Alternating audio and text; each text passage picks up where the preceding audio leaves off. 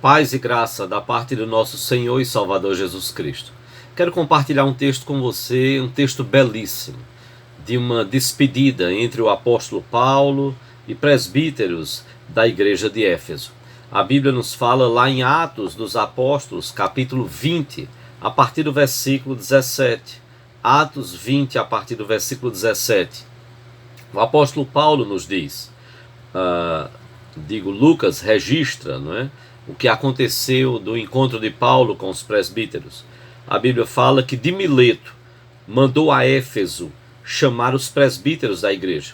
E quando se encontraram com ele, disse-lhes: Vós bem sabeis como foi que me conduzi entre vós em todo o tempo, desde o primeiro dia em que entrei na Ásia, servindo ao Senhor com toda a humildade, lágrimas e provações, que pelas ciladas dos judeus me sobrevieram, jamais deixando de vos anunciar coisa alguma proveitosa, e de vula ensinar publicamente, e também de casa em casa, testificando tanto a judeus como a gregos o arrependimento para com Deus e a fé em nosso Senhor Jesus Cristo.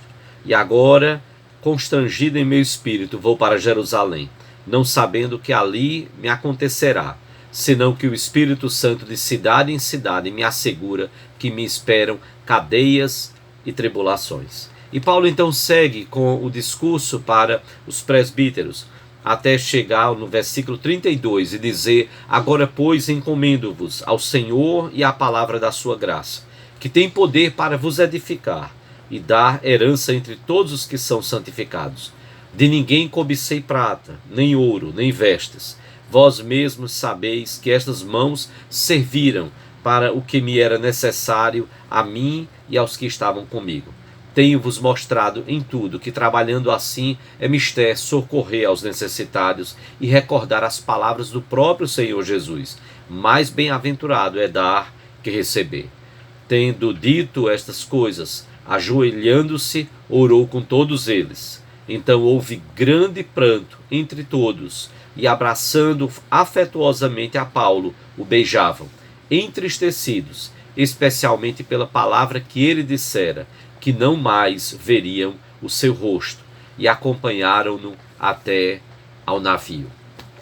A obra missionária muitas vezes requer, de fato, sacrifícios que às vezes nós não podemos imaginar. Imagina um filho que vai para pregar o evangelho em outra nação e recebe a notícia de que a sua mãe ou o seu pai ou um parente seu faleceu. São momentos duros, de fato, para missionários. E nós precisamos orar pelos missionários. Nós olhamos para a história da igreja, ao longo de toda a história.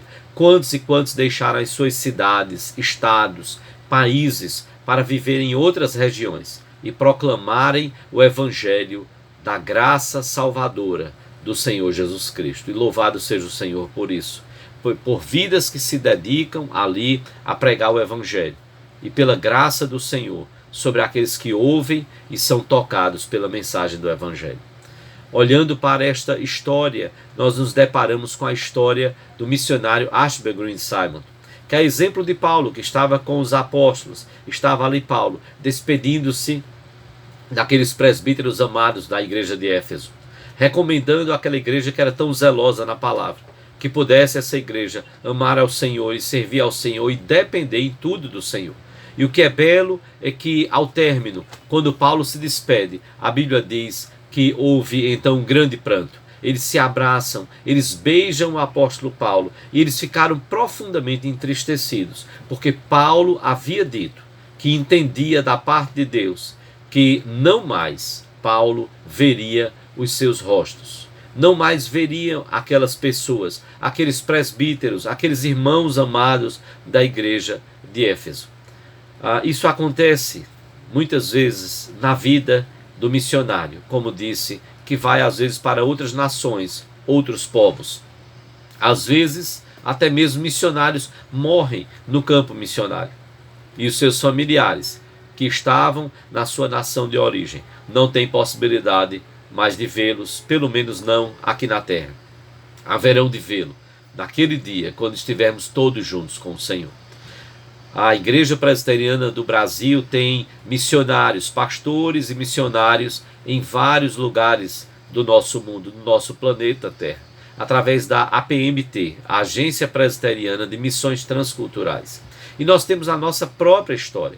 A organização da Igreja Presbiteriana do Brasil deveu-se aos propósitos de Deus, que moveu o coração de um pastor jovem com 26 anos, um pastor missionário, Ashbel Green Simonton, que ao terminar o seu curso de teologia, decidiu-se pela graça e vontade de Deus, optou pelo trabalho missionário transcultural. No seu diário, no dia 27 de novembro de 1858, ele então registra a sua decisão, que foi tomada no dia 25 de novembro de 1858. Finalmente, o passo decisivo foi dado. No dia 25, mandei minha proposta formal à Junta de Missões Estrangeiras da Igreja Presbiteriana dos Estados Unidos da América.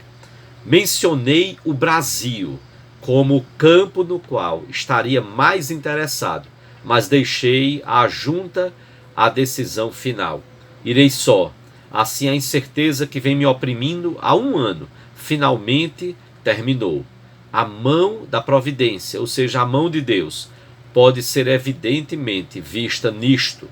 A ti, ó Deus, confio meus caminhos, na certeza de que o Senhor dirigirá meus passos retamente. Isto Simonton registrou no dia 27 de novembro de 1858. 7 meses depois, no dia 28 de junho de 1859, estava então Simonton se despedindo da nação dos Estados Unidos da América. Às 9h30 da manhã de 18 de junho, diz então Simonton, o prático Sanders, da ponta do convés do Banshee, ordenou que desamarrassem os cabos que nos prendiam à terra.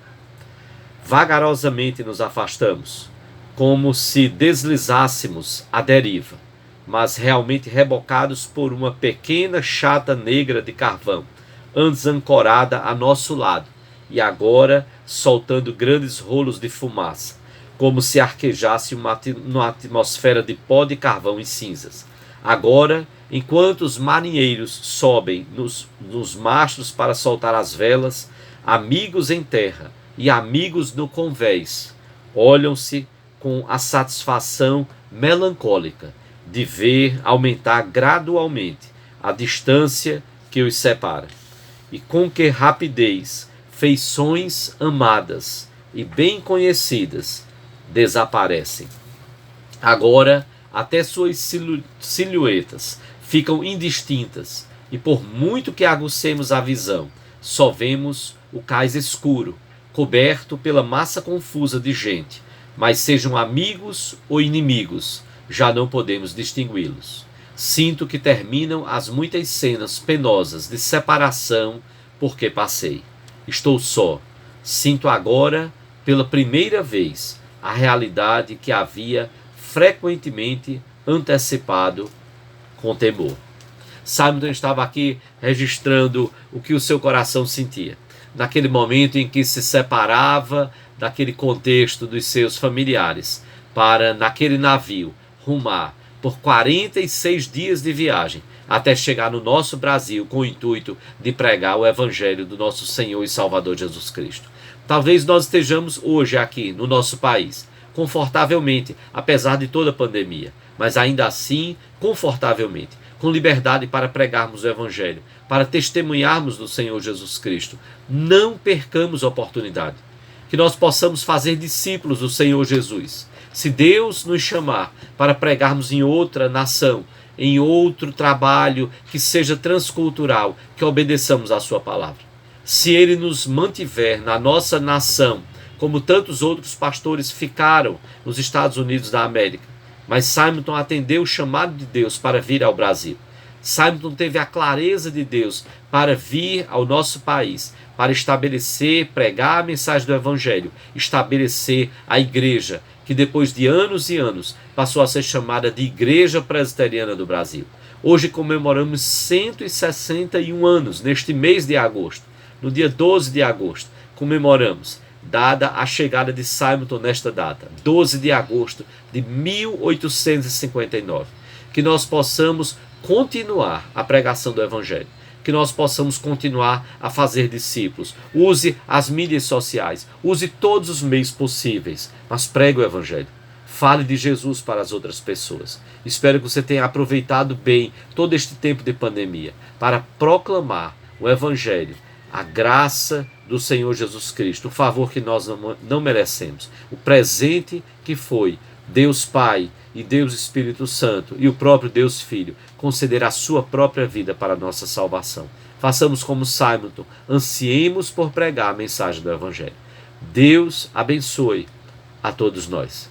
Que o Senhor fortaleça nos nossos corações o desejo de fazermos discípulos do Senhor Jesus. Que Deus Pai, Deus Filho e Deus Espírito Santo nos abençoe nesta nobre, grande e relevante tarefa. Amém.